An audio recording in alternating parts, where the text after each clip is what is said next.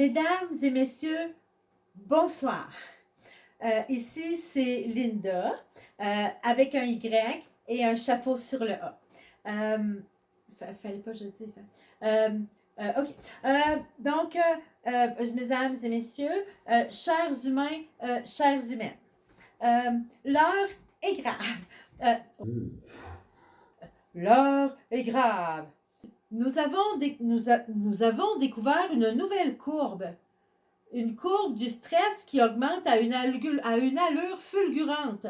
Si on la laisse accélérer sans rien faire, jamais notre système pourra gérer tout ce stress. On risque de perdre l'équilibre.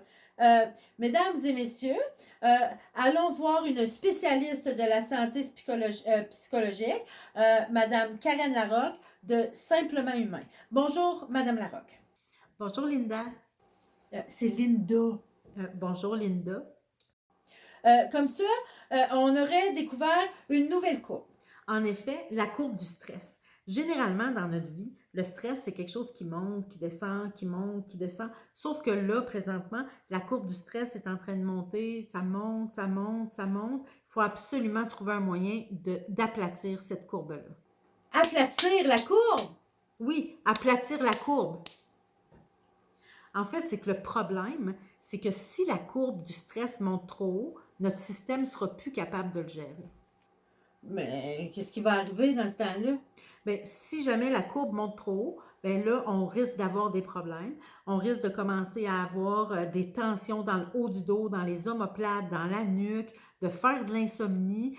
Puis si jamais le pic monte vraiment trop haut, bien à ce moment-là, on peut même se ramasser avec des crises de colère, de l'anxiété, puis même des crises d'anxiété. My God! On peut-tu faire quelque chose? Ah ben oui, puis heureusement, en fait, il y a 3 choses qu'on devrait faire régulièrement. Généralement, ces 3 choses-là, aux 3 à 4 heures dans une vie normalement stressante, ça va, mais avec ce qu'on est en train de vivre, pour aplatir la courbe, il faudrait qu'on le fasse au moins une fois à l'heure. Puis c'est pas bien compliqué, c'est langue, épaule, bedon. Langue, épaule, bedon. Oui, langue, épaule, bedon. Langue, épaule, bedon. Langue, épaule, bedon.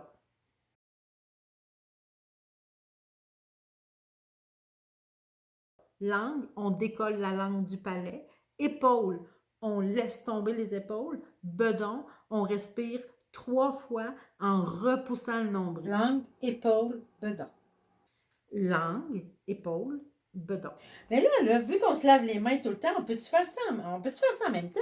Ben, en effet, puis c'est vraiment une bonne idée parce que, en effet, on se lave les mains super régulièrement et on pourrait, à chaque fois qu'on se lave les mains, penser langue, épaule, bedon. Pendant que je me lave les mains, je décolle ma langue du palais, je laisse tomber mes épaules et je respire en repoussant dans mon nombril. C'est extraordinaire, Madame Larocque. Merci beaucoup. Ça m'a fait plaisir, Linda.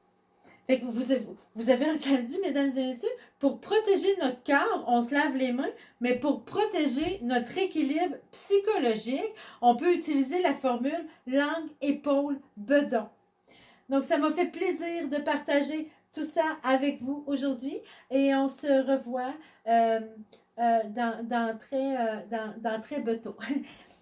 Bonsoir!